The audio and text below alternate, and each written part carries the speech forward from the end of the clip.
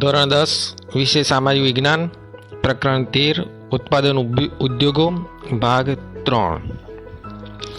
આપણે ચર્ચા કરી રહ્યા હતા ઉત્પાદન ઉદ્યોગ, એની અંદર ઉદ્યોગોનું મહત્ત્વ, ઉદ્યોગોનું વર્ગીકરણ, માલિકીના આધારે, કાચા માલના આધારે અને ખેતી આધારિત ઉદ્યોગોની ચર્ચા કરતા હતા। એમાં સુતરાઉ કાપડ ઉદ્યોગ, એના ઉત્પાદન ક્ષેત્રો, ભારતના શણ ઉદ્યોગ વિશે માહિતી મેળવી, રેશમી કાપડ ઉદ્યોગ વિશે માહિતી મેળવી, ઊની કાપડ વિશે માહિતી મેળવી અને એના ઉત્પાદન ક્ષેત્રો વિશે, કૃત્રિમ કાપડ ઉદ્યોગ વિશેની ચર્ચા કરી। આજે ભાગ 3ની અંદર આપણે ચર્ચા કરી રહ્યા છીએ ભારતના ખાંડ ઉદ્યોગ વિશે। ટૂંક નોંધ લખો, 3 ગુણનો પ્રશ્ન કે ભારતના ખાંડ ઉદ્યોગ ખેતી આધારિત ઉદ્યોગ છે અને સહકારી ધોરણે ચાલતો આ ઉદ્યોગ છે। ભારતની અંદર શેરડીના રસમાંથી ગોળ બનાવવાનો ઉદ્યોગ એ આજથીને પણ બહુ પહેલાંથી પ્રાચીન છે આ ઉદ્યોગ।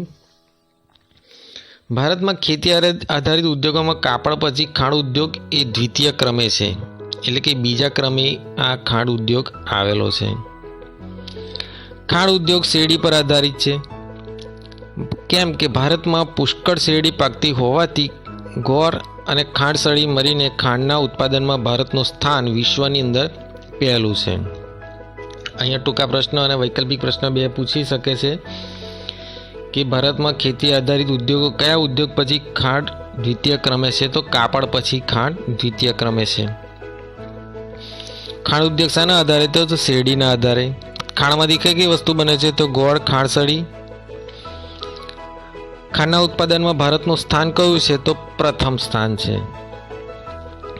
હવે અહીંયા કારણ પણ એ પૂછાય કે ખાંડ ઉદ્યોગ એ ઉત્પાદન ક્ષેત્રોની નજીક સ્થાપવામાં આવે છે સાથી, તો એ માટેનું કારણ છે કે શેરડી વજનમાં ભારે છે, બગડી જવાનો ગુણ ધરાવે છે, કપાયા પછી તે સુકાવા લાગે છે અને તેમાં સાકરનું પ્રમાણ ઘટવા લાગે છે। આથી કપાયાના 24 કલાકમાં તેનું પિલાણ કરવું જરૂરી બને છે। આ કારણે ખાંડના કારખાના શેરડી ઉત્પાદન ક્ષેત્રોમાં જ સ્થાપવામાં આવે છે। તો આ રીતના કારણ આપવું પૂછાય કે શેરડીના ઉત્પાદન ક્ષેત્રો એ એના ખાંડના કારખાના શેરડી ઉત્પાદન ક્ષેત્રોમાં જ સ્થાપવામાં આવે છે। તો ફરી એકવાર કારણની ચર્ચા કરીએ કે વજનમાં શેરડી વજનમાં ભારે છે, બગડી જવાનો ગુણ ધરાવે છે, કપાયા પછી સુકાવા લાગે છે અને એમાં સાકરનું પ્રમાણ ઘટવા લાગે છે। આથી કપાયાના 24 કલાકમાં તેનું પિલાણ કરવું જરૂરી છે। એના કારણે જ ખાંડના કારખાના શેરડી ઉત્પાદન ક્ષેત્રોમાં સ્થાપવામાં આવે છે। ભારતમાં ખાંડ અને ખાંડસળી બનાવવાના કારખાના ક્યાં ક્યાં આવેલા છે? તો ભારતમાં ખાંડ અને ખાંડસળી બનાવવાના કારખાના ઉત્તર પ્રદેશ, મહારાષ્ટ્ર, તમિલનાડુ, કર્ણાટક, આંધ્રપ્રદેશ, ગુજરાત વગેરે રાજ્યોની અંદર ખાંડના કારખાના આવેલા છે। ગુજરાતમાં ખાંડના કારખાના ક્યાં આવેલા છે? તો ગુજરાતમાં ખાંડના કારખાના બારડોલી, ગણદેવી, સુરત, નવસારી, ઓલપાડ, વ્યારા, ભરૂચ, કોડીનાર, તલાળા, ગીર વગેરે સ્થળોએ ખાંડના કારખાના આવેલા છે। તો આ બે પ્રશ્ન ટૂંકા પ્રશ્નો, ખાલી જગ્યા, એના આધારિત આપણે આ પ્રશ્ન 3 ગુણનો પ્રશ્ન લખી શકીએ છીએ। તમે ચિત્રની અંદર જોઈ શકો છો કે ખાંડ કઈ રીતના બને છે અને બીજા ચિત્રની અંદર એ શેરડીનું પિલાણ થઈ રહ્યું છે અને એ રીતના ખાંડના કારખાનાની અંદર સાકર તૈયાર કરવામાં આવે છે। આગળના ઉદ્યોગની ચર્ચા કરીએ તો કાગળ ઉદ્યોગ વિશે માહિતી આપો।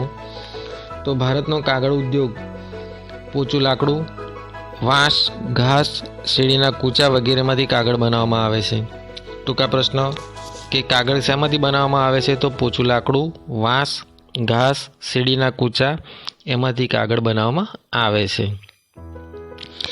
ભારતના કયા કયા રાજ્યોમાં કાગળનું ઉત્પાદન થાય છે? તો ભારતની અંદર આંધ્રપ્રદેશ, મહારાષ્ટ્ર, પશ્ચિમ બંગાળ, ઓરિસ્સા, કર્ણાટક, ગુજરાત, મધ્યપ્રદેશ, છત્તીસગઢ, તમિલનાડુ, હરિયાણા વગેરે રાજ્યોની અંદર કાગળ ઉદ્યોગનું ઉત્પાદન થાય છે। ગુજરાતની અંદર કયા સ્થળોએ કાગળ ઉદ્યોગ વિકસેલો છે? તો ગુજરાતની અંદર અમદાવાદ, રાજકોટ, સુરત, વાપી, વલસાડ, વડોદરા વગેરે સ્થળોએ કાગળ ઉદ્યોગનો વિકાસ થયેલો છે।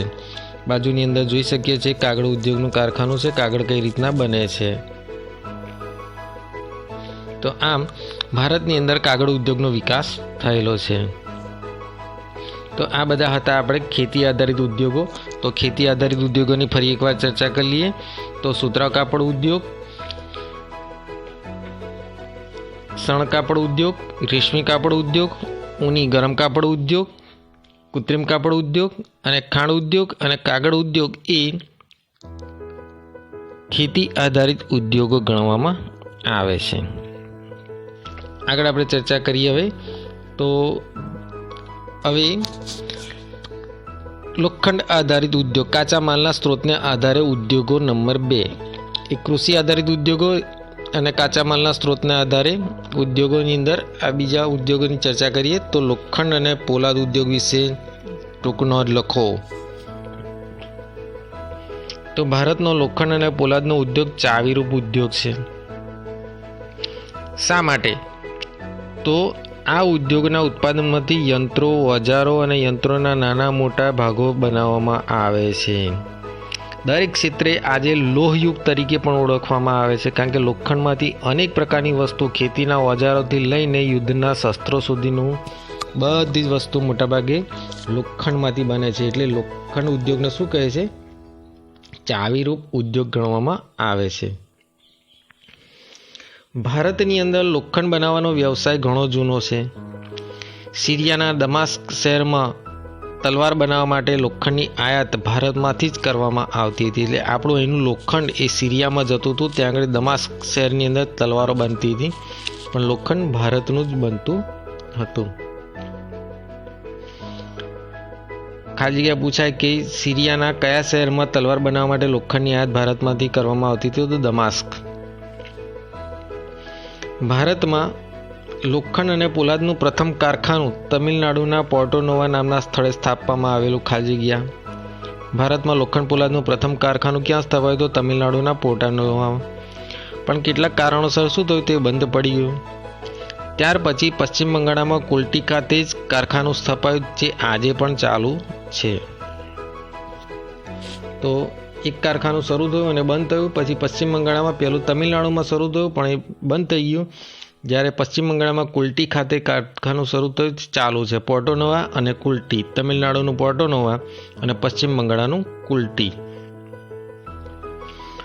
લોખંડ અને પોલાદનું મોટા પાયા પરનું ઉત્પાદન કરતું રાજ્ય ઝારખંડનું જમશેદપુરનું કારખાનું 1907માં શરૂ થયું. એટલે લોખંડ અને પોલાદનું મોટા પાયા પરનું ઉત્પાદન કરતું ઝારખંડનું જમશેદપુરનું કારખાનું 1907માં શરૂ થયું. ત્યાર પછી પશ્ચિમ બંગાળમાં બનપુર અને કર્ણાટકમાં ભદ્રાવતી ખાતે લોખંડના કારખાના સ્થાપાયા. સ્વતંત્રતા બાદ દેશમાં ભિલાઈ, બોકારો, રાઉરકેલા, દુર્ગાપુર, વિશાખાપટ્ટનમ, સેલમ વગેરે સ્થળોએ આધુનિક અને મોટા કારખાના સ્થાપાયા. લોખંડ પોલાદ ઉદ્યોગ ભારે ઉદ્યોગ છે. તેમાં કાચા માલ તરીકે લોહ, કોલસો, ચૂનાનો પથ્થર અને મેંગેનીઝની કાચી ધાતુઓ વપરાય છે.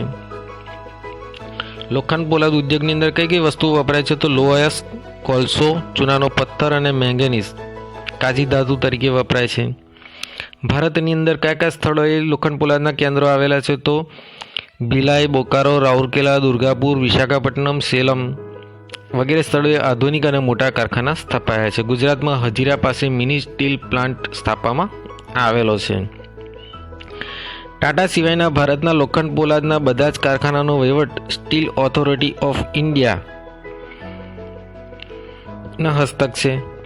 લોખંડ પોલાદના ઉત્પાદનમાં વિશ્વમાં ભારતનું સ્થાન 5મું છે. એટલે કે ભારતની અંદર લોખંડ પોલાદ ઉદ્યોગની અંદર ભારતનું સ્થાન 5મું છે. આગળ બીજા ઉદ્યોગની ચર્ચા કરીએ. આ લોખંડ પોલાદ ઉદ્યોગના કેન્દ્રો છે, લોખંડના કારખાના છે, જેની અંદર લોખંડને પીગળાવીને એમાંથી જુદી જુદી વસ્તુઓ તૈયાર કરવામાં આવે છે. ભારતનો એલ્યુમિનિયમ ગાર્ડન ઉદ્યોગનો ટૂંકમાં પરિચય આપો. તો એલ્યુમિનિયમ ગાર્ડન ભારતનો મહત્વનો ધાતુ ઉદ્યોગ છે.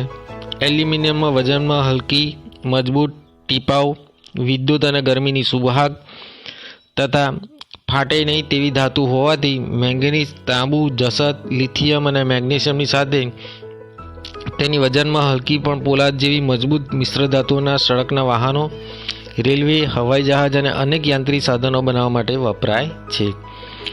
તો એલ્યુમિનિયમના ઉપયોગો અને ગુણધર્મો જણાવો. તો એલ્યુમિનિયમ વજનમાં હલકી, મજબૂત, ટીપાઉ, વિદ્યુત સુવાહક અને ગરમીની સુવાહક અને કટાઈ નહીં તેવી ધાતુ છે.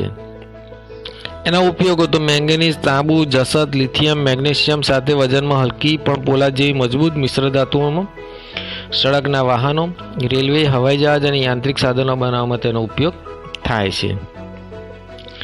એલ્યુમિનિયમનું ઉત્પાદન ખર્ચ 30-40% વિદ્યુત પેટે જાય છે. આથી જ્યાં જળ વિદ્યુત અને સસ્તી વિદ્યુત અને બોક્સાઇટ મળે ત્યાં જ એલ્યુમિનિયમ ગાળણ ઉદ્યોગ સ્થાપવામાં આવે છે. ભારતમાં એલ્યુમિનિયમ ગાળણના કેન્દ્રો ઓરિસ્સા, પશ્ચિમ બંગાળ, કેરળ, ઉત્તર પ્રદેશ, છત્તીસગઢ, મહારાષ્ટ્ર અને તમિલનાડુની અંદર આવેલા છે. એટલે આમ ભારતનો એલ્યુમિનિયમ ગાળણ ઉદ્યોગ વિકસેલો છે.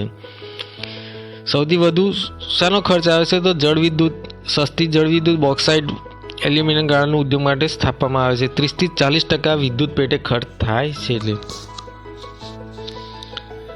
ભારતનો તાંબા ઉદ્યોગ વિશે માહિતી આપો. તો ભારતનો તાંબો ગાળણ ઉદ્યોગ એક મહત્વનો ઉદ્યોગ છે. તાંબો વિદ્યુત, એના ગુણધર્મો અને એના ઉપયોગો અને એના ઉત્પાદન ક્ષેત્રો વિશેની ચર્ચા કરીએ.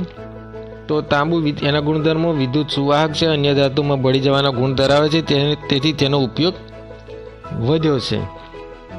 તો શામાં વપરાય છે? તો વિદ્યુતના ઉપકરણો, refrigerator, air condition, automobile, radiator અને ઘર વપરાશના સાધનો વગેરેમાં તાંબાનો ઉપયોગ થાય છે.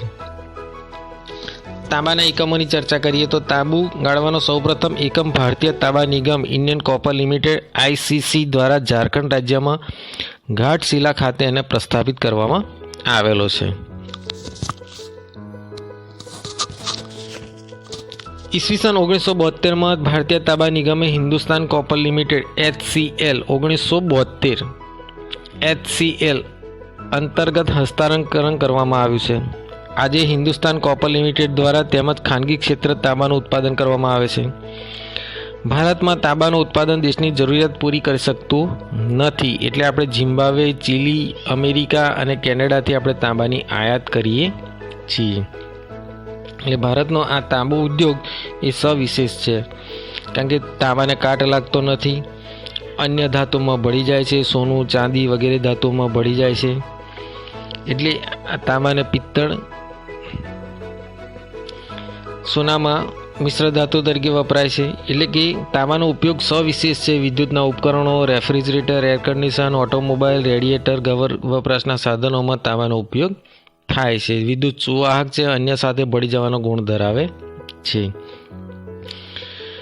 ICC ઝારખંડ ઘાટશિલા ખાતે સ્થાપવામાં આવ્યું સૌપ્રથમ એકમ. પછી 1972માં ભારતીય તાંબા નિગમની સ્થાપના કરવામાં આવી HCL, અને હિન્દુસ્તાન કોપર લિમિટેડ દ્વારા ખાનગી ક્ષેત્રે તાંબાનું ઉત્પાદન કરવામાં આવે છે. આપણે અહીંયા તાંબુ પૂરતા પ્રમાણમાં નથી, એટલે ઝામ્બિયા, ચીલી, અમેરિકા અને કેનેડાથી આપણે તાંબાની આયાત કરીએ છીએ. ભાગ 4ની અંદર આપણે રાસાયણિક ઉદ્યોગ, રાસાયણિક ખાતર ઉદ્યોગ એના વિશે ચર્ચા કરીશું. જય હિન્દ, જય ભારત.